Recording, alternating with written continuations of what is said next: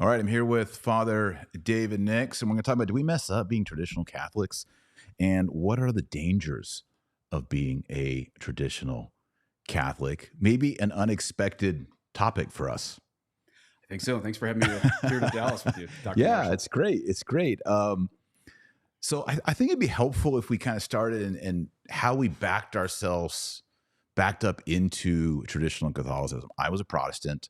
I was an Episcopalian minister, pastor, came into the Catholic Church, sojourned in Novus Ordo, eventually found traditional Catholicism. You grew up Catholic, Jesuit schools, all that. So maybe just give us some anecdotes and tell us about how you were raised. People might be shocked that you were a young Jesuit Padawan. Padawan, exactly. Yeah. I went to Catholic grade school in the Archdiocese of Denver, one of the more progressive ones. And then I graduated a Jesuit high school, graduated a Jesuit university on the East Coast.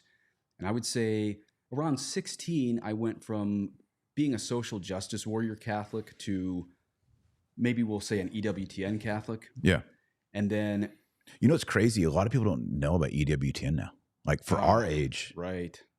But I guess I'll say mainstream Yeah. Catholic. I went from left to middle of the road when I was about 16 years old. And it was my best friend's dad gave me a book on Eucharistic miracles at that point. And I didn't even know Jesus was truly present in the Eucharist.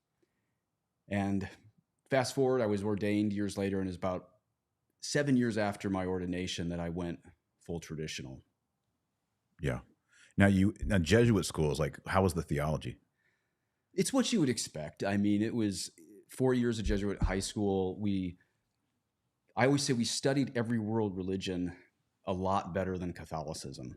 Yeah. We studied, we used, we used Houston Smith's world religions in both high school and college. And so God uses everything that happens in your life. I'm very thankful I actually got to learn these other world religions so that in my world travels, I would know how to evangelize different world religions better. Right. But we never really learned Catholicism. One of the books we read was The Last Temptation of Christ by Nicholas Kazantzakis, I think, Yeah. which was on the index before Vatican II. That's the Scorsese movie. The Scorsese, I think. Yeah. Yeah. That's right. He made that into a movie. So we got a lot of the garbage. Yeah. And then you also were involved in Focus and, I mean, some charismatic groups, and, you know, a little dark secret about you. You're given communion on the hand, and you were just out there, right? Yeah, and I always had a sense, like I was always pro-life. I was never so far left that I thought women should be priests or, you know. So I guess I went from like slightly left of center to when I was 16 to very middle of the road, and then only about 7 or 8 years ago did I go full traditional. Yeah. And why is that? So You just wanted to have more rules. Exactly. Yeah. Rigid. There was the negative and the positive. I don't know which of those two you want me to describe first, but there were the negative reasons for conversion, and then there was a lot of the positive reasons. Yeah. So what's the negative? The negative was, I'm sure a lot of your listeners have heard me describe this whole thing, but I had 5 Novus Ordo parishes in 5 years. And in that time, it was just battle with Eucharistic minister after battle with Eucharistic minister, and numerous battles with pastors who often backed up these Eucharistic ministers or just kind of, rode the fence. And pretty soon I realized there was no hermeneutic of continuity. I don't know how much inside baseball we want to tackle this early on in the podcast, but my big project in seminary was the hermeneutic of continuity, which I finally realized didn't really exist. Yeah. I was telling a story with our men's group the other night. When I was a Protestant seminarian, I remember there was this beautiful Catholic church. Joy and I lived in a 1-bedroom apartment, and there's this beautiful Catholic church. It's Immaculate Conception in Jenkintown, north of Philly, downtown Philly. And I went in there just to check it out. It was right by our apartment. And I went in there, and there's these 2 golden angels over the high altar. It was a pre-Vatican II structure building, really beautiful. I was like, this is like the Old Testament. This is great. So I like to go in there and just say a prayer. I think the Holy Spirit was probably already working on me. But I remember being in there, and there was a priest came, and he noticed me, and he said hello, and who are you? I don't recognize you. I said, oh, I'm a seminarian. And he goes, Catholic seminary? I said, no, Protestant seminary. And he lit up, Protestant seminarian. And he's like, well, stay. We're about to have a mass. I want you to experience the mass. And he's like, I want you to do a reading. And I was like, reading of what? He's like, the Bible. I was like, okay, I'll read the Bible. So a mass started. He had me come up and do the first reading. And he had me sitting up in the chancel next to him, like the presider's chair. And I was there. I didn't know really what was going on. And then when it came time for the Eucharist, I think I just sat there the whole time. And then he motioned for me to come get the chalice and administer the precious blood to the lay people at a daily mass. And I was like, I'm Protestant. Like, I'm not going to get involved in this hocus pocus. I'm honored to be here.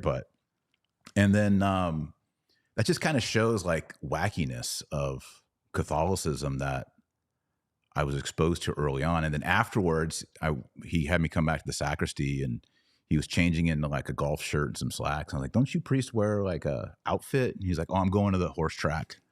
You know, I go every week or whatever. And he also tried to impress me by saying, you and I identify this as like Ronner Nouveau Theologie, but he's like, we Catholics now believe in fundamental option. It's kind of like Luther, like what you Protestants believe. Like, as long as you're oriented towards God deep down, it doesn't really matter what you do or how you die, you're oriented to God. And that's all that matters. And I remember thinking as a Protestant, like, I'm pretty sure that's not what Catholics believe. Yeah, fundamental option theology is a huge problem today, because it basically means if you're having some good feelings towards God on your deathbed, you're going to be saved. Yeah. And even Pope John Paul II wrote against that in Veritatis Splendor, to say, because Veritatis Splendor is entirely around Matthew chapter 19, the young man who comes up to Christ and says, what must I do to be saved? And Christ's very first answer is, keep the commandments. Yeah. That's Christ's answer. And so fundamental option theology flies in the face of Matthew chapter 19. Right. And I was a Catholic. I was like, we've read Trent, and we know that y'all teach justification by faith alone. I mean, faith and works. We believe in faith alone. So this Catholic priest doesn't seem legit. And I would say fundamental option theology is even closer to Pelagianism than Lutheran faith alone. Right. Because it's anyone can be saved without grace as long as you're a decent person. Yeah. It's vibes. It's vibes. Good vibes. Just good vibes. Yeah. But there was a layman there, Mark Mulholland, and he would go to daily mass. And I guess he saw my big debut up at the altar as a ecumenical seminarian.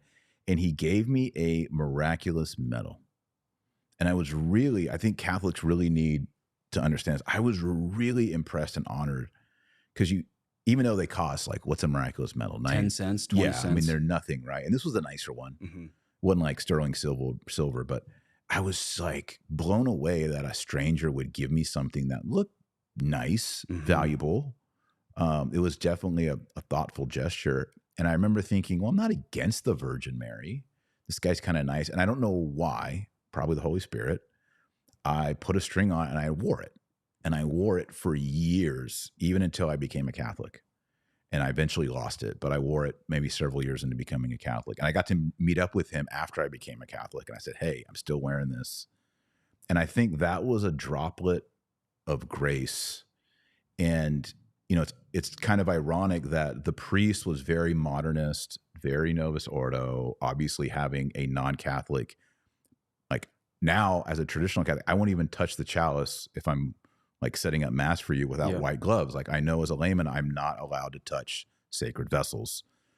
The fact that he would have me not only touch the sacred vessels, but distribute our Lord's blood.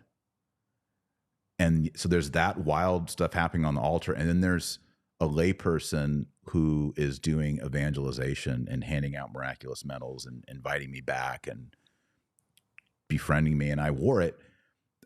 Those are I look back, and back then I had no idea about Catholicism and trads and moderns, and I probably knew about Vatican II, but I didn't know any of these distinctions. But yet already in my like proto-conversion, there's already this sort of tug of war going on. That's right. I mean, you got to see the divide in the church even before you were Catholic. A priest left-leaning, and then a layman who I assume was right-leaning. And I think that's our discussion today, is how do we navigate this major divide in the church between traditionalists and modernists without losing charity, without losing humility? There's been a lot of people talking about that. I think the five we came up with before you hit record is some very specific Yeah. things, but it's exactly that divide you saw long before you became a Catholic. Yeah. And what's kind of like, you went through Catholic seminary.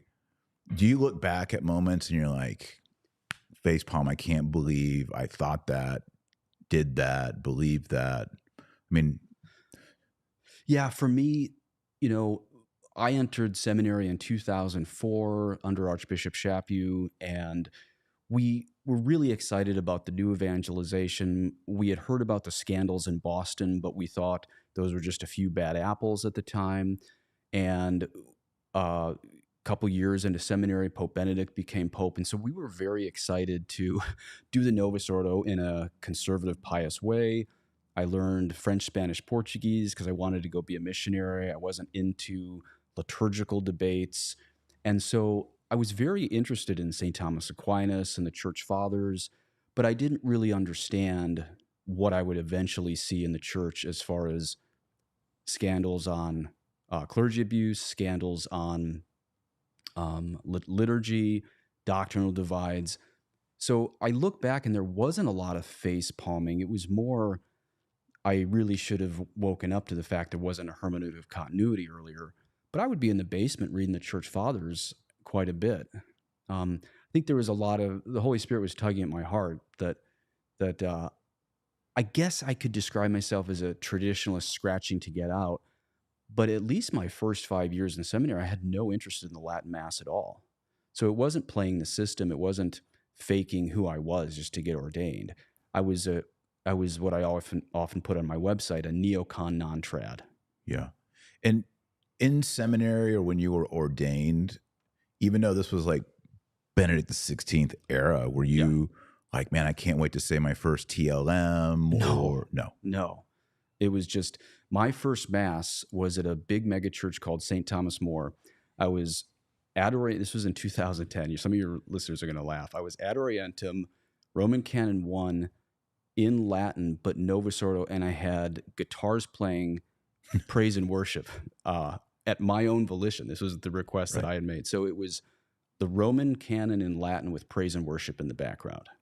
So do you think that kind of sums up like early Father Dave Nix? Yeah, definitely. Roman canon. What about communion in the hand and Eucharistic I certainly ministers? encouraged communion on the tongue, but for the first 7 years of my ordination, I would give out communion both ways. Okay. And what about like lay Eucharistic ministers and altar girls, all that terrain? I mean, how did you, as a young priest, handle that? So I was always parochial vicar. I was never the pastor. I think in England they call it the parish priest. So I could never make those decisions. I would butt heads with pastors on female altar servers. I would often butt heads with EMHCs, Eucharistic Ministers of Holy Communion, or Extraordinary Ministers of Holy. It's been so long since I've been doing those. Extraordinary Ministers of Holy Communion. I was very upset at their lack of training, the lack of vigilance. I would often highlight this to pastors in the chancery meetings with bishops, but I had no power. So I just had to kind of white knuckle it into Mass, not being happy about it, but thinking this is just what every priest coast to coast all over the world has to do is, you be obedient to your pastor, your pastor's obedient to the bishop. And we were often told, and this is a modern myth that's just not true, well, the bishop is the chief liturgist of the diocese, so he's the one that answers to God. But if you look in tradition, if there's a mistake at Mass, it's the priest that's going to answer to God for that Mass. So it was one of those things I was certainly deceived on. Yeah. Okay. All right. Well, let's get into some of these dangers, these pitfalls. I mean, you would say I've been going to the traditional Latin Mass since 2010. How long would you say you've been like a traditional priest? Less than that. Well, about the same. 2010 is when I started doing maybe 2 traditional Latin Masses a month, and then the rest was Novus Ordo. By 2015, I had switched entirely all 7 sacraments to traditional sacraments. Okay. So pitfall, we kind of went through what we thought were the pitfalls. I just dropped them on the ground.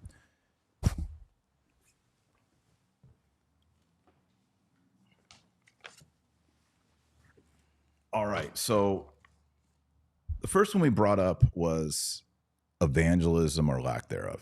So let's talk about that. So evangelism, I think, and we titled today's podcast "Pitfalls or Dangers of Being Traditional," and Yep. I think one of the things that we traditionalists can do, and I'm going to put myself in that category, of course. I want to make it clear none of us are ripping on traditionalists. I think what I'd like to do is just highlight how I have failed in these things. I think that the difficulty is when all of a sudden you realize you've been lied to on discipline, on the ascetical life, you've been lied to on doctrine, you've been lied to on liturgy, you've been lied to about our own patrimony. Every time I talk to new traditionalists, they say they feel robbed. They feel like they've been robbed of their whole patrimony. And so you only have 24 hours in a day. So whether you're a priest switching to the old divine office, or you're a layman who all of a sudden now wants to read St. Thomas Aquinas and, liturgy books from the 1940s, maybe you don't have time to keep up on your skills on evangelization. Maybe you were a super evangelist out in the streets handing out miraculous medals, but now you want to read Fortescue and Thomas Aquinas, Right. And so I think one of the pitfalls for traditionalists is you give up on evangelization because you want to shore up what's been robbed from you. You want to pull up the drawbridge as a traditionalist, and rightly so. I'm not even ripping on this. I think I understand why so many families, maybe they worked in soup kitchens and then all of a sudden they find the Latin Mass and they pull up the drawbridge. They don't go to the soup kitchen anymore. They don't evangelize because they want to reprogram, recatechize their kids on the faith that they had never taught them. I totally get it. I understand why families do that. But as long as we're calling this a pitfall, I guess my answer to it is this. Because the traditional faith is apostolic Catholicism, I always call it apostolic Catholicism, it's all the more reason you should be confident and bold and charitable in you representing Catholicism out there, because you represent true Catholicism. Some people aren't going to like that. But the fact is, when you have the full patrimony and you believe what Catholics believe in the 5th century and the 7th century and the 11th century and the 14th century and the 17th century, you are better equipped to evangelize than the person who says, to say a Muslim, like if you were to talk to a Muslim and the Muslim say, okay, I want to get baptized, but if I don't get baptized, will I be saved? Most evangelizing Catholics out there are going to say yes. We traditionalists are not going to say yes to that question. So you get baptized. You have to get baptized. And so this is all the more reason why I think traditional Catholics should be the ones evangelizing.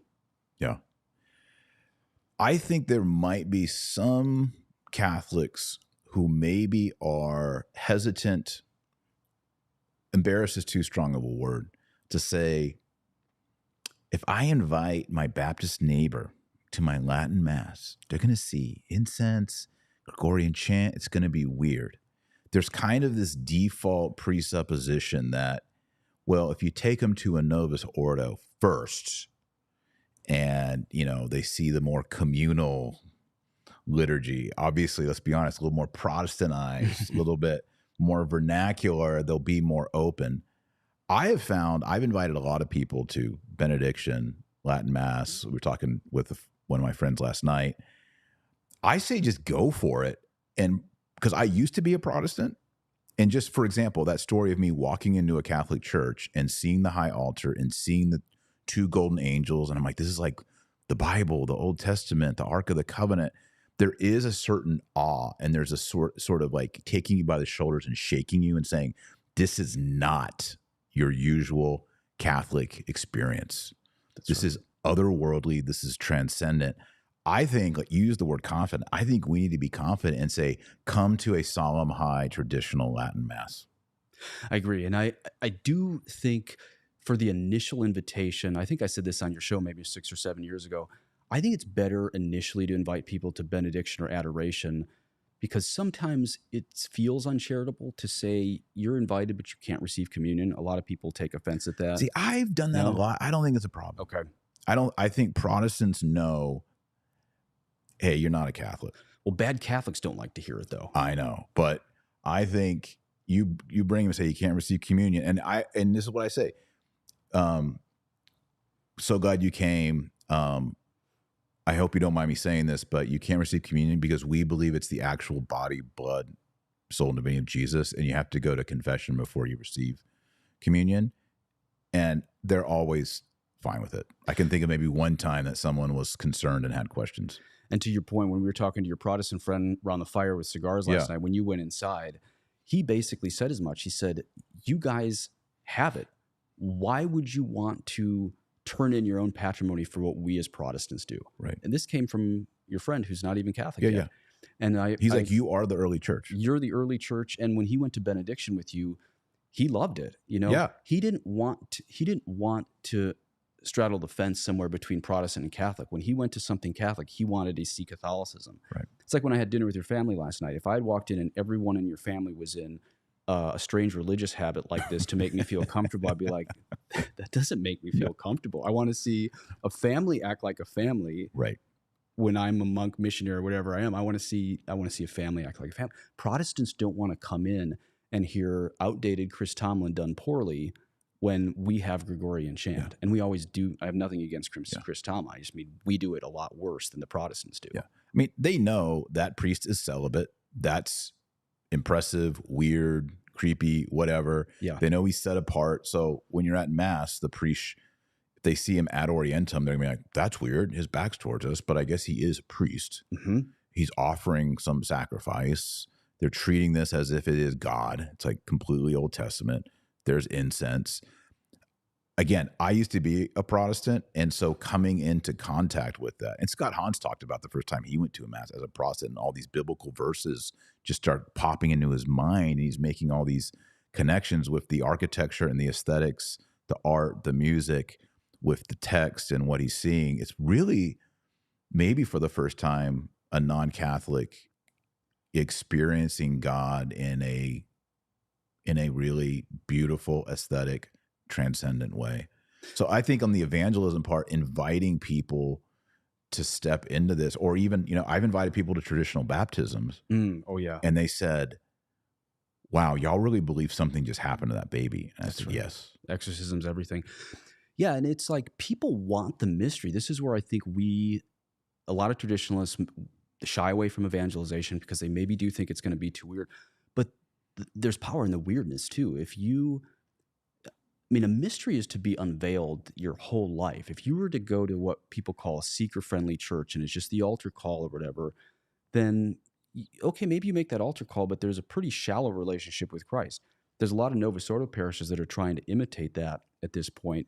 But when you bring someone to traditional benediction or a solemn high mass, there's something of mystery that will enrapture the soul that actually wants to go deep. I mean, if the first time you took Joy out on a date before you were married, if she had given you 5 pages of question and answers, all of her stats, all of her hopes and dreams, and made you read that before you met her, it would take the mystery out of who Joy was. You wanted to get to know her when you were dating. So going to mass, it's okay if you bring a Protestant to a solemn high mass and that Protestant leaves with more questions than answers at that first one. 100%. I was at a coffee shop once, and I was talking to this guy. He was Egyptian, Coptic Christian. Mm-hmm. And he asked me somehow what religion. I said, I'm a Catholic. I go to a Latin mass. He goes, oh, they don't speak English. I said, well, the sermon's in English, but the mass is. He's like, oh, that's kind of like Coptic church. A lot of our traditional are all in Coptic. That's right. And it's not in the vernacular. And some of our young people don't really know. He's like, well, why would you? He's like, are you fluent in Latin? Like, why do your kids go to the Latin? And I was like, I've studied many years of Latin. I've taught Latin. I understand what's going on, but I'm not like fluent Latin speaker. And he's like, well, why would you go to that? And I was like, well, it's part of our tradition. It's ancient. He goes, honestly, I'm Coptic, but I go to this mega church and they have coffee and it's comfortable. He's like, because the Coptic liturgy is hard. That's right. Right. It's physically hard. And he's like, we got these nice chairs and drinks. And he's like, I just like that the pastor gets up and just explains it to us like we're dumb. He's like, I just want him to explain what Jesus is teaching. And he's like, I go to Christmas and Easter with my family to the Coptic. He's like, I just kind of like that. And he's like, why would, and I was like, I'm the exact opposite. I was like, I don't want to go on Sunday and listen to a talk. That's right. I was like, I want to go and meet a God who's like unknown. Like, I want to interface and be in a way, sort of, who is like the Lord, who is like God.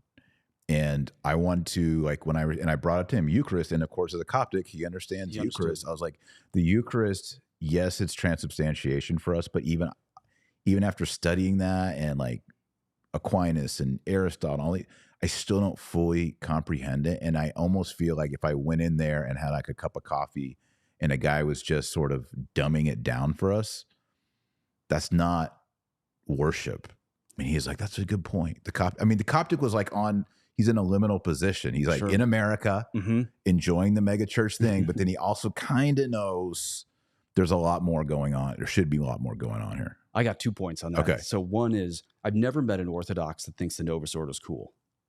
Eastern Orthodox, whether they're Russian Orthodox, Greek Orthodox, or Coptic, they all think we trashed our own tradition in basically doing a half Protestant, half Catholic service. See, people say, well, that's the early church. I'm going to talk about that in a second. That's point 2. Well, I heard in Jerusalem, when the Novus Ordo came out in Jerusalem, because the Orthodox and the Catholics and the Orientals, they all share that Holy Sepulchre space. Yes. That they were horrified. They should be. After Vatican II. Like, you guys can't, we're not with you guys, but you guys can't do this in here. Right. They don't want, and the Orthodox think we're schismatic. Some of them think we're heretics, but they admit the traditional Latin Mass is so much better. So that's very ironic that we did a Protestant Mass to win non-Catholics who think it's silly. That's not my words. That's the people we actually want to win into the church. So that's the first thing. But this notion that it's closer to the early church liturgy, that is what Pius XII predicted would happen in his trying to stave off antiquarianism. And I think one of the many proofs that I think a lot of the listeners who aren't big fans of you and me would say they would hesitantly concede the medieval church was more like the 1950s church in the United States. But they say, yeah, but the Novus Ordo was a return to the early church when they were good at evangelization. Things were simpler. The sacraments were flatter. They didn't have all these long prayers. First of all, the more and more I study, the more and more I find the early church sacraments were just as elaborate and long as the sacraments in the Middle Ages. But Longer. Yeah, that's right. I mean, varied. And one of the points that I think ties into evangelization is the early church didn't call the first half of the Mass the liturgy of the Word and the second the liturgy of the Eucharist. As you know, they called the first half of the Mass the Mass of the catechumens, and the second was the Mass of the faithful. That's how they divided it. Right. So if you were, say, a Roman not baptized, they were trying to figure out if you were a spy or not, coming down into the catacombs, maybe after a certain period of probation, could you start attending the Mass of the catechumen? That's even after a period of probation. And then only after baptism would you be invited to the entire Mass, the Mass of the faithful, which if you look in, say, a 1950s missal, it still calls it the very thing that they call it from the early church. And it's not very seeker sensitive that way. It's basically, it's not seeker you're basically putting them on probation until they can get baptized.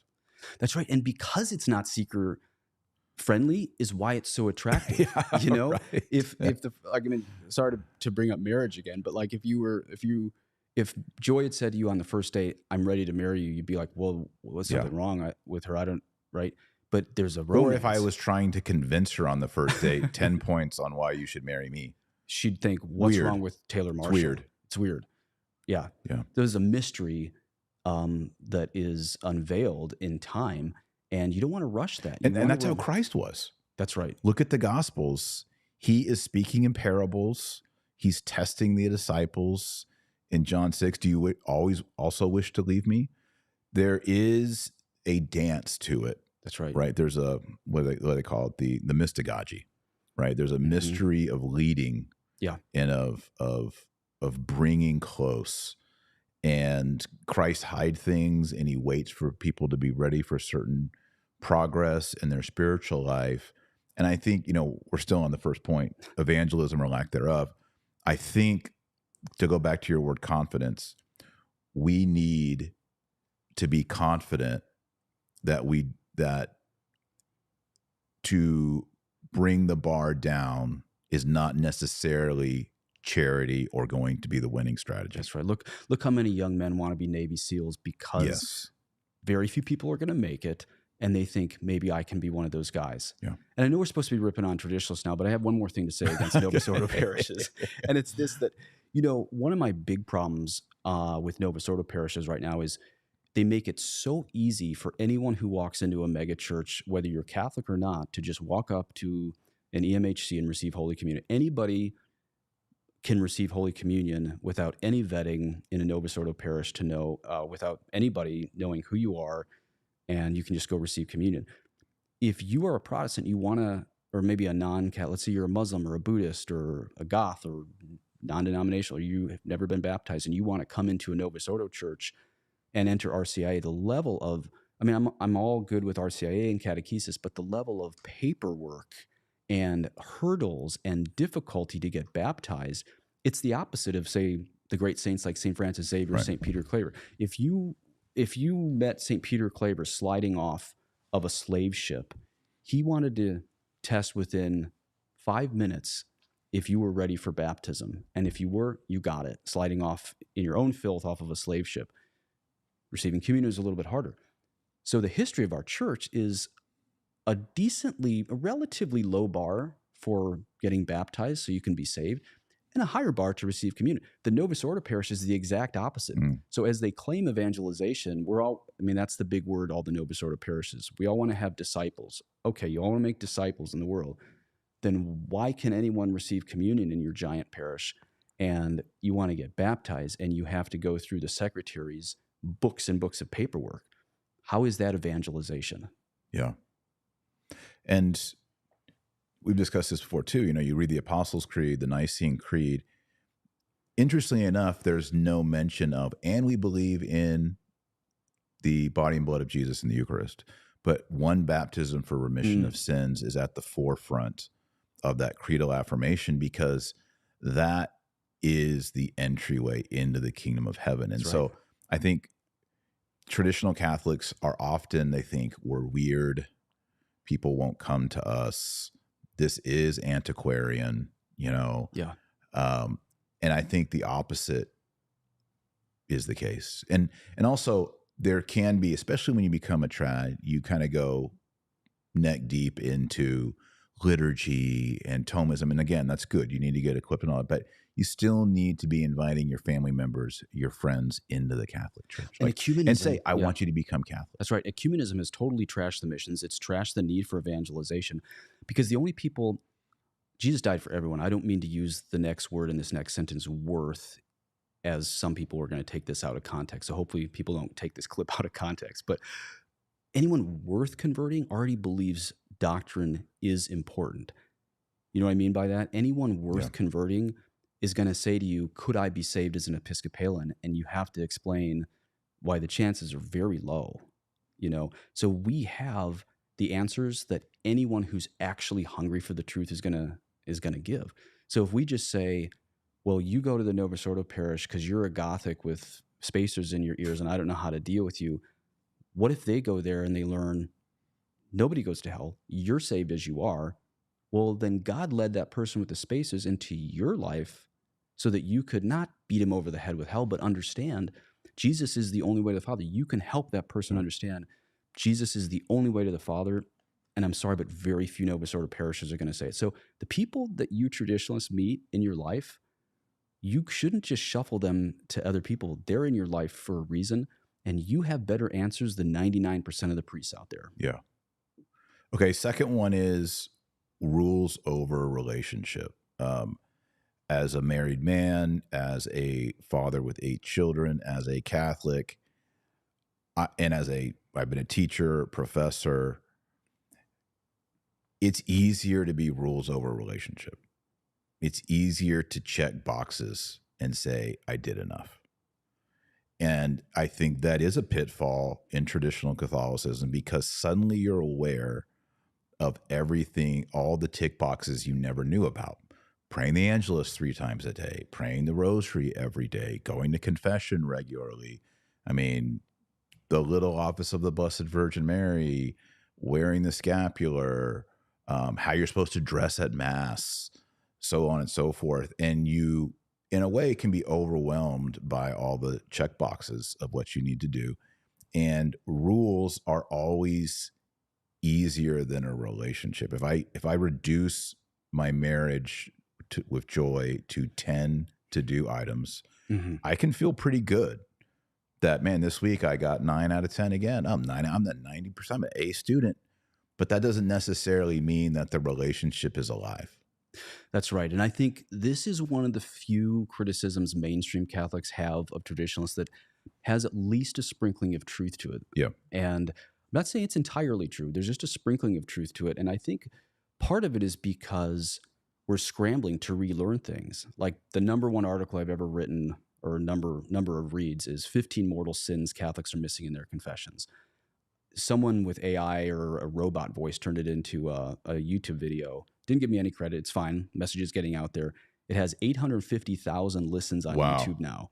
So that shows there's a hunger for people to know what are these mortal sins I'm missing. I don't regret writing it, but I think what I would add on top of that is, but hold on.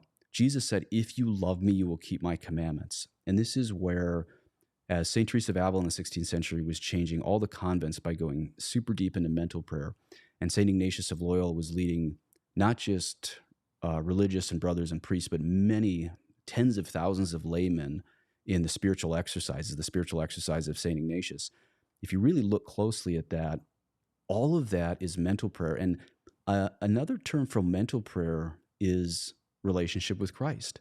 What you're doing, whether you're doing the apophatic method, which is just Lectio Divina, where you're not using your imagination, or you're doing meditation like Ignatian style, Teresa of Avila style, and you're actually trying to see the face of Christ and hear the voice of Mary, all of that is actually entering deep into relationship with Christ. So we shouldn't concede the ground of having a relationship with Christ to Protestants or Novus Ordo Catholics. This is precisely what all of our saints had, was just 1,000 league deep relationship with our Lord and Our Lady. And again, our Lord said, "If you love me, you will keep my commandments." Right. So I would say this is where it's extremely important that you don't just learn when to sit, stand, and kneel at Mass, that you don't just learn the difference between the 54 and the 55 Holy Week. All important things. I'm not ripping on those. But still, the center of your life as a Catholic should be your relationship with Jesus Christ. And if people think that sounds modernist, go read St. Ignatius of Loyola, St. Teresa of Avila, all the apostles, right? Go read St. Maximus the Confessor, St. John Chrysostom, St. Catherine of Siena. Read any of the saints, and you're going to see that relationship with Christ is primary. Yeah. And it's probably an overreaction because, Yes.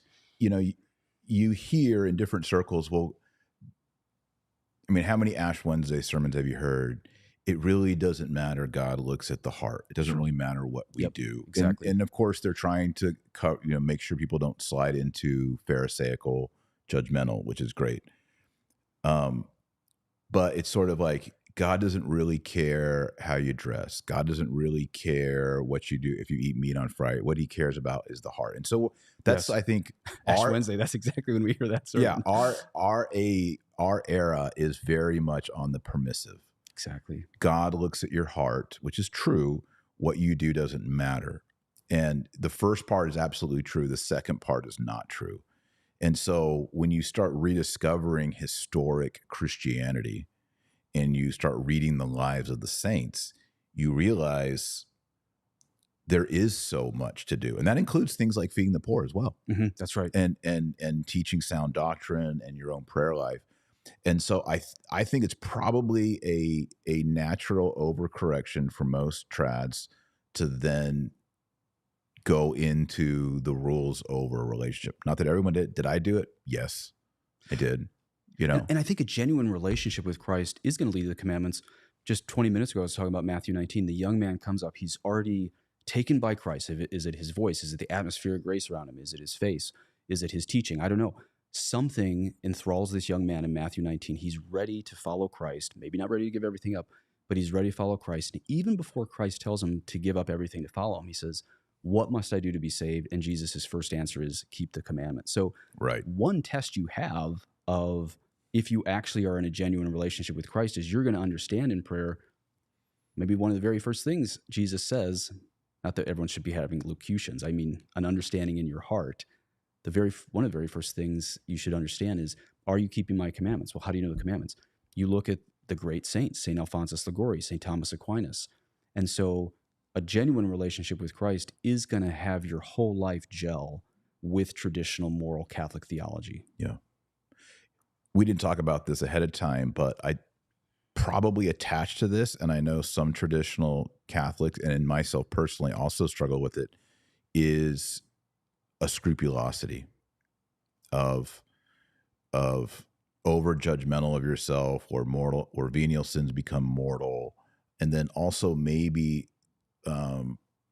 it can turn into a self-hatred, or even worse, a God hatred. That's right. Do you think that's... I think that happens. Before I answer in the affirmative, let me give a little caution on the negative. I would say 98% of the people I talk to who have gone to a Novus Ordo priest have often heard a sensitive conscience, and these modernist priests have often labeled sensitive consciences as scrupulous.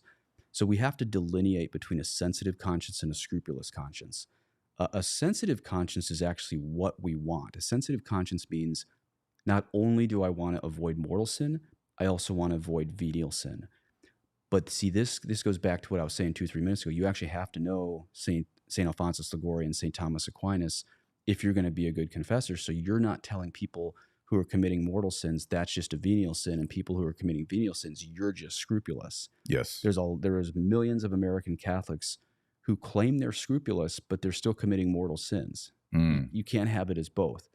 So what's the difference between a sensitive conscience and a scrupulous conscience? A scrupulous conscience is never sure of anything. A sensitive conscience is working hard to eradicate not only mortal sins, but venial sins. So with the proviso that we are dealing with a soul that's sensitive and not scrupulous, or rather I should say, the way to not move from sensitive to scrupulous and self-hatred is to make sure you have a confessor who's firm and solid and traditional, but doesn't feel the need to flex and beat you up. That's one of the main things. I think some traditional priests are just mean, and you have to be compassionate in the confessional. But you can't label anyone who has a more sensitive conscience than you as a priest as automatically scrupulous. Correct. Yeah. Good. All right. Is there anything else you want to say about rules and relationships? Maybe I'm curious what you would say about that self-hatred and what you've seen in the traditional world. I'll be vulnerable on camera. I think, I started going to the Latin Mass 2010, started going to spiritual direction around that time. And about probably 2011, a lot of stress in my life. I was teaching at university. I was teaching at high school. I was finishing my PhD. We had baby number 5, all very young. So lots of stress. And I just wanted more of God. So, it was like, okay, I'm going to pray the old divine office. I'm going to do matins. I'm going to wake up at night and do matins. I'm going to sleep on the floor. I'm going to do fasting, and then physically degrading, and then, becoming less strong, more weak. And then the stresses of family life and children. I think there is a charitable zeal. There can also be a pride in it, but and again, I don't think I've ever been like scrupulous, like in that very, dangerous place. But I can see, like you read like about Martin Luther and like all of his anxiety and all that.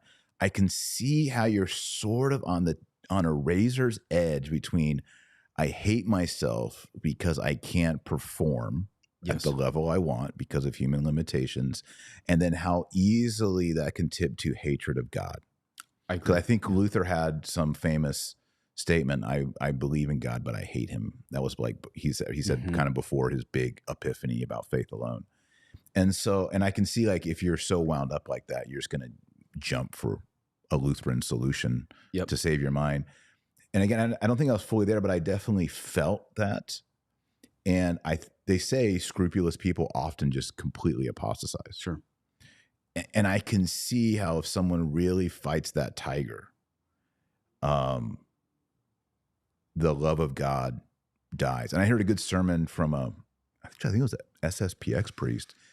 And he said, I think he said there's three kinds of Catholics. There's the Catholics who live their faith and are Catholic because they love God. And these people become saints and often skip purgatory and are really beautiful people. And then there are people who follow God because they fear God and they don't do well and they fall into sin a lot. And then he said there's a really dangerous one. And he said he sees it amongst very committed Catholics. Mm-hmm. And that is, I do this for God because I have a deal with them on something I need. Oh, okay. And it could be, I must have a spouse. I need this for my kids. I need this. And it's a transactional. And he's like, those are the people who have like the biggest spiritual car crashes. And I think there's a reason why a lot of Catholics, traditional Catholics, can go in that direction, because we feel we have no leadership in the hierarchy. Right. Even people that think I'm too extreme on the criticism of the hierarchy, I think that's one of our upcoming ones here. Even people that think I'm too extreme on that will admit, if you go to 10 different random Novus Ordo parishes with one single difficult moral question, you're going to get 8 or 9 different answers at those 10 parishes. That's just a fact. Yep. It's not my extreme opinion. And so as people feel totally misled, or at least not guided by the hierarchy, then you don't know who to listen to as far as certain sins. And does God really love me? Or is it just a modernist idea to want this relationship with Christ? And this is why I really believe it's one of a dozen reasons I believe God gave us Saint Therese of Lisieux before the most crazy century in Catholic history. Yeah, tell me about this. This is interesting. Well, I think a lot of traditionalists can easily sideline her because all the mainstream Catholics like her. She's the easy way. She's the way of no penance. That's a little way. But we had all these saints who were the big way. I'm going to leave St. Therese and her little way to the modernists, and I'm going to follow the big way of, I don't know, St. Vincent Ferrer or something, another great saint. Yeah. But I'll tell you why St. Therese is one of my favorites, is because things are so crazy in the church right now. Trust is our only way. Trust is the only way out of this. And that's where I think she may be the most important saint for us today. Interesting. Okay. Yeah, I like that. This kind of leads us to our third point, and that is obsession with the hierarchy, anxiety about the hierarchy, anger about the hierarchy. Early Christians would have known their bishops. They would have known their clergy. We live in information. It's people say, well, in the Middle Ages, people didn't even know who the Pope's name was, but we live in a different time, and so much of scandals. That's right. And I'm not talking about, the Archbishop of Washington, D.C. was a PDF file, even in your own diocese, and sort of we're Catholic, one holy Catholic and apostolic, holy. The church should be holy. Mm-hmm, mm-hmm. You look at this, you see betrayals, beautiful churches being closed down, sold, heterodox statements, compromises, ecumenical things that make no sense. And when you are trying to align your life as a Catholic with the teachings of Jesus Christ, and then you see the bosses selling it out, that creates another pitfall, another danger zone. That's right. And I think the answer to that isn't to downplay the scandals. There was a man who came to me about a month ago. He wrote me an email telling me he knew of a scandal. I usually don't meet with these people that want to do that, but we had a common friend, so I met with him, and he told me all about a priest that I had known in real life who has now been convicted for raping numerous boys. And we had dinner, and I actually wrote about this without naming the diocese, without naming the priest, without naming the victims. I wrote an article this week about that. And Joy said, your wife said something to me about this yesterday. Some people say, well, why do you focus on that? Why does Dr. Marshall focus on the scandals? And the best answer I ever heard was something your wife said to me yesterday, which is, because we're not a cult. It's because, if cults just cover over these things and don't care. Yeah. So I don't regret writing that article this week, pointing out this huge scandal that this guy came and told me about, because I want people to understand we own our dirty laundry as Catholics. That's how we tell the world we're not a cult. However, here's the thing, and then this gets into the whole thing, why we can't let these people take up more real estate space in our cerebrums than Christ himself. And for me, the answer keeps coming back to St. Paul. Besides the Blessed Virgin Mary, St. Paul is my favorite saint. And if you look at his attitude of the Jewish hierarchy of the day, he clearly thought they were total losers, but he didn't spend time on them. Not much. You see a little bit of Sure. time. Christ was the center of his life, and he wanted to win all nations to Christ. And so I'm the first to admit, I mean, talk about being vulnerable. I spend way too much time thinking about doctrinal scandals and these other scandals, and I have to change that. I mean, that's a pitfall I'm falling into. But I know I need to be going deeper into mental prayer, deeper into my relationship with our Lord and Our Lady, and evangelizing and teaching more. It doesn't mean the scandals aren't happening. Yeah. Too many people deny the scandals and say, just love Jesus. They're happening, but I need to get my priorities straight. And so that's a pitfall I'm falling into that I got to change. Yeah. Part of it also is it's a father betrayal. Sure. So, as a Protestant, you're like, oh, he's the minister, he's the pastor, he has his family. You see your pastor at the soccer game because his kids are there as well. And he's a little bit more human. Like he lives on the block, like a Protestant pastor. Yeah. The priest, we call him father, he's celibate. And so, to hear about a bishop who was doing these horrible, wicked deeds, or just to hear a bishop, or just like loan the cathedral to the Methodist to have an ordination, or That's right. these kind of things, it stings worse. It stings worse because we have a high view of the priesthood and we expect more. Catholics are, I think, the most forgiving people, and they're ready to forgive. And we know our priests are not perfect and our bishops are not perfect, and we're ready to forgive.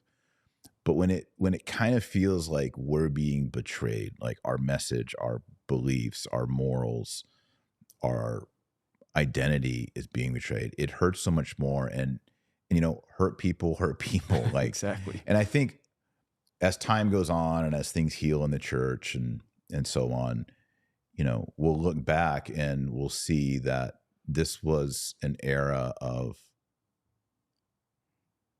hurt, of betrayal.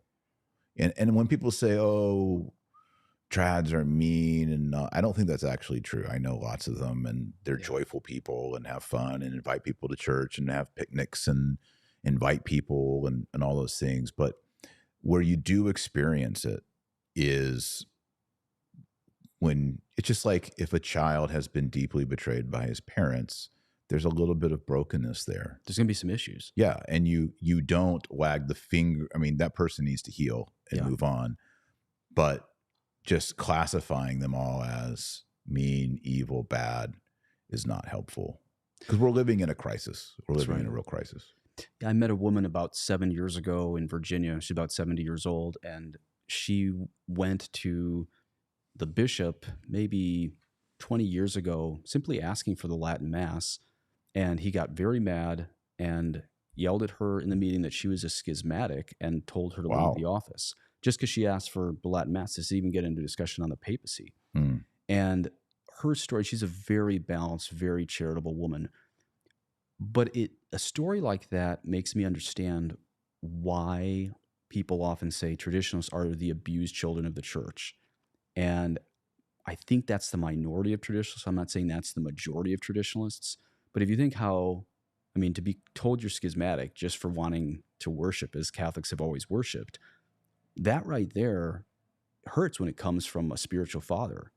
And so the very title, abused children of the church, how do they act? They act defensive. They pull out the claws maybe earlier than they need to, and they have trust issues. Now, the question is, are those trust issues based on delusion or reality? And I think these are actually issues of reality that they feel betrayed on. But then the question is, how does an abused child end up living a normative life in Christ? Right. And how is that? I was going to ask you. Oh, I mean, the difficulty with that is, in a way, you want the healing to come in relation to the parent. But in those cases, it's probably not going to happen. Yeah. And so, people that I've known or I've heard about really, this is kind of overly simplistic, but people with mother issues, develop strong Marian devotion Yes. because they need a perfect mother. And in a sense, all of our mothers have failed us in some way, and all of our fathers have failed us. Read the Old Testament. It's just, I say the Old Testament is often, it's just the cyclical story of like failed fathers and mothers. Abraham, Sarah, Isaac, Jacob, David, even Moses and his wife are having fight over circumcising the kids. I mean, there's all this like family trauma that's happening. And it's almost like the story of the Bible is, hey, you need an idealized perfect father. We pray, our Father who art in heaven. So I think ultimately, and I've heard of, you know, women who have been abused either by family members or elsewhere, and maybe they, you know, have same-sex attraction, all that. The devotion to our God as Father, and then also knowing Our Lady, who is human, who is created, but is morally pure and morally perfect, and the perfect mother, not only to Christ but to us. And then also the saints. All of those things are truly healing. Now, a psychologist would look from the outside and say, "Oh, you're just projecting perfect archetypes, and relating to those so that you can have comfort," you know. But we don't believe that they're archetypes. Yeah, and today I wrote an article on the difference between forgiveness and reconciliation. And I don't mean to be pushing my site, but the difference between forgiveness and reconciliation is you're required to forgive everybody. So let's say this woman who was told by her bishop, just for asking for the Latin Mass, "Oh, you're schismatic," getting yelled at and pushed out of his office. She is called to forgive him. But if he doesn't commence reconciliation with her, doesn't call her, doesn't email, I mean, what a bishop should do is say, "Look, I call her up and say, I don't like the Latin Mass, but I was a real jerk and I'm really sorry I did that. You're not a schismatic. I shouldn't have done that," right? Now, she's called to forgive him, but is she called to trust him again? And this is where I wrote today about the difference between forgiveness and reconciliation, that some people you were called, well, I should say, everyone you're called to forgive, and then within that group, some of those people you're called to reconcile with, and some you're not. And so I think one of the ways forward is to forgive the hierarchy, but you also have to know when just not to trust them again, and when to forge that relationship with Christ and Our Lady that much deeper. Some people might think that sounds Protestant, but you know, if one of your kids was, you know what, by this priest I was describing 10 minutes ago, and the bishop said we've released all the cases and he hadn't, well, you're not going to trust him again if you're the father of a boy who is the victim of clergy abuse. But that doesn't mean you leave the church. In fact, you shouldn't leave the church to those losers. And you can forgive and not trust. That's right. That's like, my that point. doesn't mean that person's going to, you know, be welcome in your home. That's right. And that's fine. Exactly. Yeah. Exactly. Right. So it's a pitfall. That part's not our fault as trads. But we have to navigate that through saying, I'm staying Catholic, but I'm not going to trust heretics and abusers anymore. Right. You don't have to. Yeah. That's not Catholicism. And that might be the way to sum up this third one, which is sort of hostility, anxiety about the hierarchy.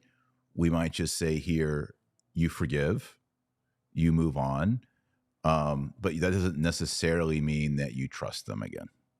Yeah. And we've had scandals in the traditional world, but I will say they're a lot more minimal.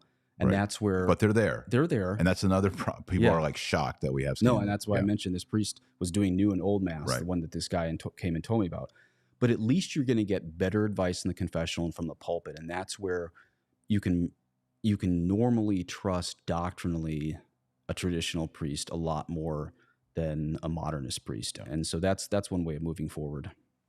Good. Okay, so here's one that's a little bit related, and that is intramural battling, fights amongst the camps. I always say unite the clans. It's the homage to Braveheart. Yep. So many of us are alike in our families, our lifestyles, our prayer lives, our everything. And yet there are some deep rifts because I think everyone is striving for perfection and wants to see the best. And so there are these fight amongst the camps, intramurals. Gonna have brothers and sisters have arguments and fights. Yeah. But I think that is, you know, if you're in a lax parish and some people are like, we all got to vote Democrat for the poor. And they're like, well, we're going to vote Republican. And there's not a lot of passion about it. Yeah. Whereas Yeah. people can like lose friendships and have complete fallouts over, minutia in the traditionalist circles. So Yeah. what do you think about that? Yeah. I mean, to use your term vulnerability again, I'll use an example. I was in a text debate with Matt Gaspers the other night on the papacy, and I was kind of a jerk. I'm sorry, Matt. Sorry, I was a jerk on text the other night. And I think the papal issue is huge because you have the debate that Matt and I had on text, then you have Sedevacantis versus, we'll say SSPX. So there's so many different views of the papacy, and people get really heated on it, including myself. And I think we should actually be strong in looking at the evidence and everything else like that. But the difficulty is then, are you sidelining charity at the cost of truth? And that's obviously something Satan would want us to do. The debate between FSSP and SSPX, I was saying to your men's night the other night, I think the main heart of the issue in the debate between FSSP and SSPX is there a global state of emergency? And if there is, does supply jurisdiction work? That's a bunch of really complex terms we don't have time to get into, Sure. but I think it really matters. The problem is, let's say two different laymen or two different priests, and I want everyone to hear that's a really important question. I'm not saying the difference between FSSP and SSPX is negligible. These are important topics, or what Gaspers and I were debating on the papacy. I'm not saying that's a negligible topic, but do we sideline charity like I did on some of these texts? Do we sideline charity if you come to a different conclusion on two different sides of the FSSP and SSPX? Because see, there's too many trads that say, you all like the Latin Mass, shut up and stop fighting. That's not the right answer, because there's more than the Latin Mass. You can't just say, shut up, you all go to the Latin Mass, don't fight. You have to admit these issues really matter, but the love of Christ and love of your neighbor matters more. Right. And I mean, it's a biblical precept. We're going to be judged by charity. And again, these are really big, important issues, and they need to be discussed. And you and I have talked about this a lot, and maybe we could share this on camera. And that is, we have respect for, I have respect for lay and priests who are, and this will get me in trouble, but I have respect and love and admiration for priests who are FSSP, diocesan, SSPX, SSPV, people in the various Sedevacantis camps, lay and priests that I know have friendships with, relationships, home aloners, all those groups. And of course, anytime I'm hanging out with these, I don't drink anymore, but we light up a cigar or hang out, have a little campfire or something, we get into these. And sometimes we get into these till 2 a.m. And many of them have excellent arguments, sometimes arguments that I can't answer. Absolutely. And I'm like, I need to think about that one. I never heard that one before. That's a good one, And then sometimes I hear them and I'm like, yeah, but it's not convincing. And we've discussed this. The confusing element about it all is, you've got 58 SETIs who have great arguments, and some of them have supplied jurisdiction and bishops, and some don't, and some only take old priests, and some stay at home, and the SSPA, and on and on. And yet so many of them have good arguments and good faith, and orthodox lives, and beautiful marriage and all these things. And yet there is all this disagreement. And we've kind of said before, it's almost like by design. Like God, it almost feels like God has placed a veil where it's like one of those puzzles where it's like, can you connect all these dots without crossing a line? Those like IQ tests, and you just do them for hours. And you're like, I know there is a solution here, but I'm grasping and I just can't quite get to it. Totally. And I really respect, a lot of these people who are wrestling the same way. That's right. And I think 995 out of 1,000 theological topics you and I agree on, maybe 5 we don't. Sometimes we'll have fun debating those, but we don't let it end our friendship when we have debates on those topics. And I think on the topic of the papal thing too, you have the Beneplenists, you have the 58 Sedevacantis, you have the Recognize and Resist, you have the Home Aloners. Most of your listeners know where I fall in that whole thing. But the fact is that if it seems like there's holes in all of those arguments at some point. And so that's part of the veil, there's some right? holes, there's some dead ends, Yeah.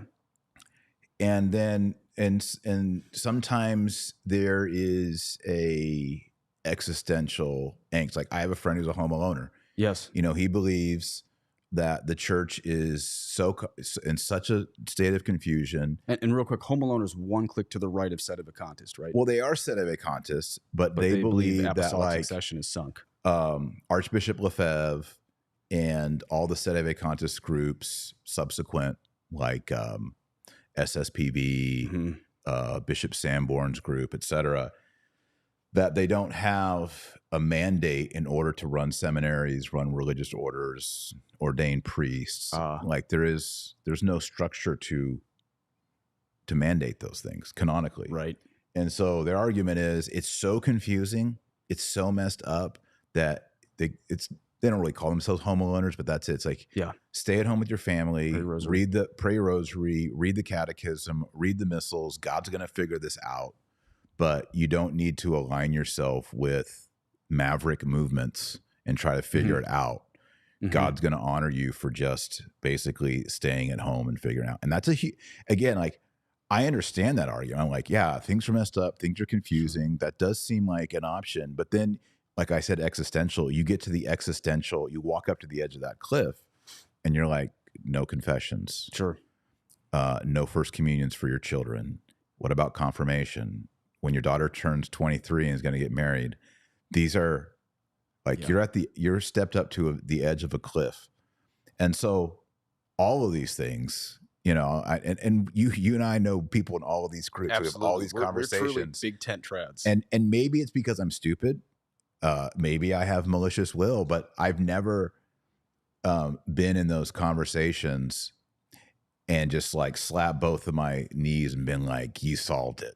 Absolutely. The Rubik's Cube is solved. That's right. And I think most of your listeners know where I fall on the papal thing. But in the papacy, it's a huge topic. You can't say don't worry about who's pope if he's a hair. Like, no, we're Catholics. It actually really matters. And so this is where I don't like the people who say don't fight, it doesn't matter. No, it really does matter. But are we going to put me getting to heaven out of loving God and loving neighbor ahead of me, you know, getting the exact right Rubik's Cube or Rosetta Stone to understand the weirdest time in church history? Yeah. I wish I had the Rosetta Stone. Yeah. Or I wish someone could present me that Rubik's Cube and say, here it is. Have you done the Rubik's Cube? But I could totally understand what's happened in the papacy since 1958 and still go to hell out of mortal sin or lack of love of God or lack of love of my neighbor. So again, I'm not saying the papal issue is not important, but this is the pitfall that I think we're highlighting on this one. Love of God and love of man has to take precedent in your own life on this. And I'm preaching to myself on this. But we also have to have right dogma. Absolutely. Right canon law, right ecclesiastical structures. And, you know, everyone in these camps will say, yeah, since the late 50s, early 60s, there's a problem. Every single camp. And even diocesan. Yep. And even when you hear some of these liberal hierarchs talk, and they'll say, well, that's what we taught, or that's what we thought before the council. Even that is admitting a major problem. It seems like the liberals are just as quick to admit as a lot of us traditionalists that a new religion started in 1958. Yep. New discipline, new liturgy, new sacraments, new liturgy of the hours. I mean, if everything was new, that's a big problem. That's a big problem. Yeah. Okay, so this leads us into the fifth pitfall. And maybe if we have some time, I'll just go into the live chat. And did we blow it up with the papal question? Yeah. People are talking about it.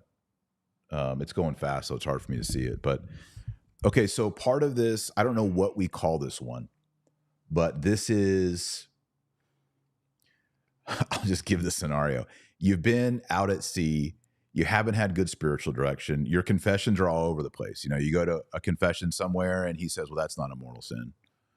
Or if it's a habit, it's not a mortal sin. Or all these kind of wishy-washy spiritual advice. I remember the first time I went to confession with this, it was a FSSP priest.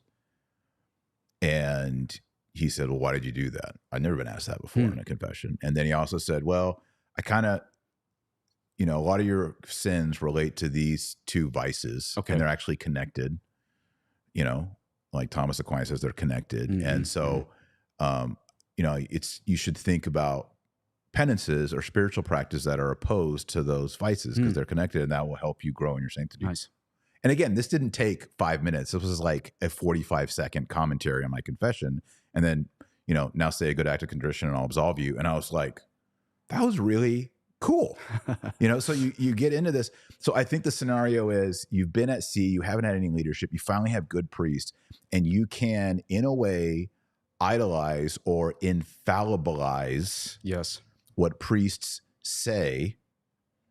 And like my wife mentioned the other day, a priest came over when we were brand new traditional Catholics, and he said, I can always tell if someone's dog is not well behaved or the dog jumps up, I know their kids are going to be bad or something like that. And we had a pretty rowdy dog back then. And we're both like, oh no.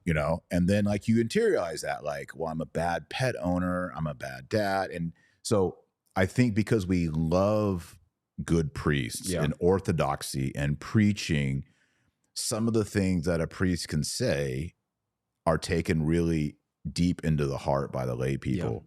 And there can be manipulation too in spiritual direction as well. Absolutely. So I don't know what we call this one. I think maybe priest guru. It's bigger than that. If we had to put it in 2 words, maybe priest guru. One of the things similar to what you just described too is I'll notice that sometimes people who are new to tradition, but they've come from a liberal Novus Ordo parish, they'll come in and they'll get a little beat up in the confessional, but they'll love it. And they'll think, well, wait a minute, all these priests in my past told me this wasn't a sin and this wasn't a sin and this wasn't a sin. And they go to some priest who's a real tough guy. And then the priest becomes this positive feedback cycle of extreme, rigorism. And I know that's a term liberals always use against us. So I use it in a very hesitating manner. But I think some priests can be like, oh, they liked getting beat up in the confessional, so I'm going to do that more. And then it just becomes a cycle. See, that's something that I've never heard of because I'm not on that side of the confessional. Yeah. Well, no, I mean, I'll hear it from people outside the confessional who will tell me how much they like this traditional priest because he was so hard on them for this, and that. Now, sometimes you need that. Sometimes you need it. But sometimes I'm hearing them be extremely hard on like, a 10 or 11-year-old girl for a thought. And he has to like needle her to death to figure out if there was consent. And it's like, whoa. Yeah. She's a good, I'm hearing this outside. I wouldn't be sharing this if this was from in the confessional. And it's like, hey, if you got a really good girl who's 10 years old leaving the confessional crying, you got a problem here. And I think it's very easy for trad priests to have advance in the lives of Novus Ordo Catholics because they've never been told the truth. And so I really like to follow what St. John Vianney said, be a lion from the pulpit and a lamb in the confessional. Yeah. A lion from the pulpit, bring the heat, bring the fire, the thunder, even the hell and the brimstone if you have to. But partly because you've been out to sea, you don't want to, obviously a priest does not want to encourage recidivism. That's falling back in the same sin where someone just treats the confessional as a rotating door. I totally agree with priests who know charitably when to deny absolution. I'm not saying everyone should be a modernist or a lax. But sometimes when people have come from a liberal background and they find a priest who finally told them the truth on a few maybe addictions they had, and this priest helped them kick those addictions, they latch onto that priest as a guru who's going to have the answer for everything for their family, everything on liturgy, everything on doctrine. And even for the people that follow me online, I hope I'm not the beginning and end of your answers. If you hear something I say that's surprising, I would encourage you to go look at Thomas Aquinas, St. Alphonsus Liguori. If you have a good priest, go say, well, Father Nick's taught this. Does this sound right? And a humble priest will say, well, what was his source? Well, he said it was Father Lapide. Well, maybe he misread Lapide. Let's go take a look. I hope priests out there will say that. Like, let's go actually see if Father Nick's quoted Father Lapide the right way. I don't want anyone to treat me as a guru because things are so confusing. Right. I hope I'm a good voice for a lot of traditionals out there, but I don't want to be the first or last voice. Yeah, that's good.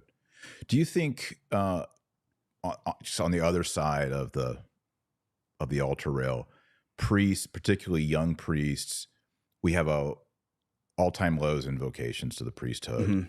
Mhm. Lay people are so excited about traditional Catholic priests. Like, Absolutely. do you think that there's any danger to the priests freshly ordained? Like they are set up to be gurus. Like they are Absolutely. so lionized, and in a Yeah. good way. Like we are so happy to have priests. Yeah. But a priest who was newly minted in 1947, He's a dime a dozen. yeah. But now it's like you're like coming right off the runway as like Archbishop Fulton Sheen. That's right. Is that a danger? And have you seen that? I'm Yeah, just curious. I mean, I don't have a lot to add. You said it perfectly, because you come out into a parish, whether it's a modernist parish or traditionalist parish, people are excited, and this is where you have to be very detached from both your own ego, and you have to be detached from popularity, but you also have to be detached from suffering. You can't just say, "Well, I'm so detached from my ego, I'm going to be a jerk, so I can just suffer, so I don't have to actually, deal with people." Yeah. To be truly detached from your own ego, truly detached from both compliments and criticism. And this is where the priest obviously has to just totally prioritize the interior life, because I mean, so many young priests leave the priesthood. 5 years seems to be the mark Okay. in the last 50 years. So many young Wow. men leave at 5 year. It's weird. They'll make it 2 years, 3 years, Mm-hmm. 4 years, and then they hit 5 years. And a lot of straight guys will go and just Right. marry the youth minister or something like that at like Mm. 5 years. And I think because you can be so successful, of like you'll hear 300 confessions in a week, and there'll be conversions, and you'll go to the hospital and you'll see deathbed conversions before you Mm-hmm. give extreme unction, and then you can erroneously come to this conclusion: I can keep doing this without an interior life. Oh, It's yeah. happened to me. Yeah. I can, like, wow, just even speaking basic truths, and people think I Yeah. have wings. Well, do I really need to pray? And the answer is, oh yeah, because Yeah. you're gonna fall hard. And so I think the only answer to that is the interior life. And this is another reason against trads trusting the priest guru priest, is because the priest. See, I really, for all the ripping on the Jesuits, I still hold to the old school Jesuit view of spiritual direction, that you were to help people do a discernment of spirits. You're not the guru to tell. Now, sin, you want to tell people if they're sinning that this is sin. But if you're talking to a father of a family, you should be giving the priest should be giving the father of a family the tools for good discernment for his own decisions. Again, we're not talking mortal sin, Yeah. but a good priest should be teaching men of families how to do uh, discernment of spirits on these decisions. And so if a priest is teaching a man, and sometimes women, how to really follow Christ in the interior life, discernment of spirits, mental prayer, that's a very successful priest, because that person isn't hanging their hat on a hook that can't hold it, namely the priest. Right. The priest is teaching the person how to have a deep life in Christ. Yeah. That's great. Yeah. Humility. And then the lay people also need to realize, I know just because of what I do, I know lots of Catholic priests, Yeah. 50, 100, and some I talk to almost every day and chat and like you and know personally. And I always say, I never want to be your friend. Like in a way we're friends, but like, I don't want to be your pal. Like you are a priest. Yep. Right. And so there always has to be that. But then I have also been around priests enough to know that priests get tired. Yeah. Priests struggle. Priests get sick. Priests have bad weeks. Priests get brain fog. They forget the right thing. They stumble in a mass. I mean, and I think lay people need to love our priest and do penance for our priest, but also just be patient with priests and realize they're not perfect.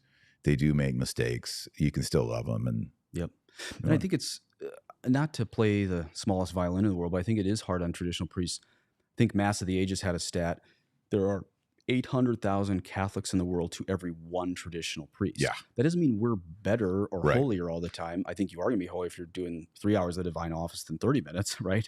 You're set up, not because we're better, but you're set up with a lot more prayer. But a ratio of 1 to 800,000, there's a lot of people reaching. I mean, I got 2 emails this last week from people that didn't even know each other in India. 2 emails from India. Amazing. Asking me advice because they don't trust their priests in India on these things. And again, it doesn't mean I'm so special, holy, but they recognize Orthodox. Orthodoxy is the lowest bar of holiness. It doesn't mean I'm Exactly. super, it doesn't mean I'm at the unitive stage Yeah, of there's prayer. been horrible popes, but they were Orthodox. Yeah, exactly. Yeah.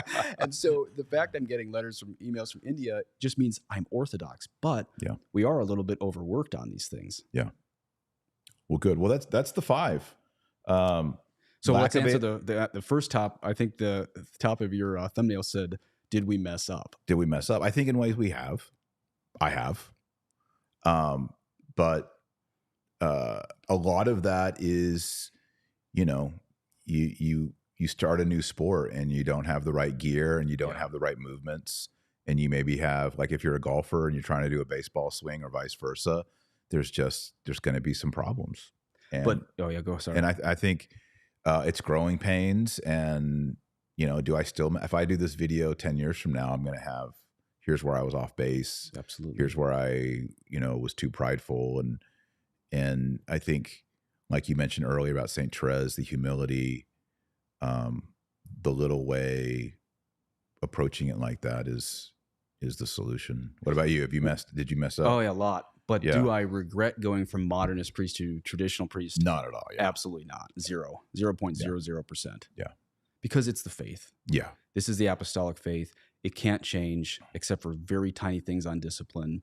And it's like they sing in the beginning of the Eastern Catholic Divine Liturgy, we have found the true faith. I always think, even though I'm a Roman Catholic priest, not an Eastern Byzantine Catholic priest, I always think of how they sing that, we have found the true faith. And every time, even in my own mind, when I approach the traditional Latin Mass, even though it's not Byzantine, I think of that song, we have found the true faith. And that's why we didn't mess up in going from modernism to traditionalism, is we have found the true faith. Love it.